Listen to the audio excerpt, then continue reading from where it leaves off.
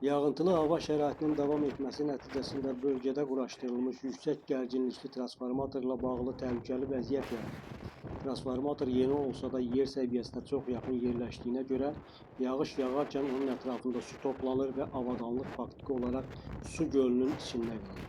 Bu vəziyyət təhlükəsizlik baxımından ciddi risk daşıyır. Su elektrik keçirəcəyini artırdığı üçün transformatorun suda qalması cərəyan sızmasına qısa qapanmaya, izolyasiyanın zədələnməsinə və eləcə də ətrafda olan insanlar üçün görünməz elektrik təhlükəsi yaratmasına səbəb ola bilər.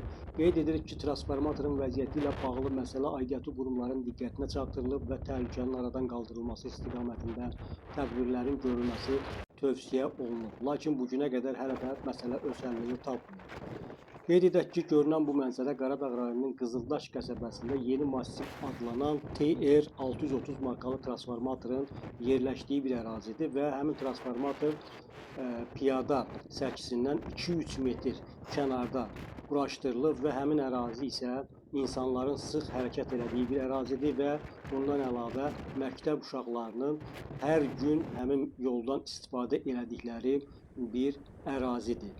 Vətəndaşların müraciətinə baxmayaraq hələ də bugünə qədər məsələ öz həllini tapmayıb. Həmin mənzərəni, həmin video görüntünü siz artıq efirdə görürsünüz və düşünürük ki, yəqin ki, bu görüntülərdən sonra məsələ öz həllini tapacaq.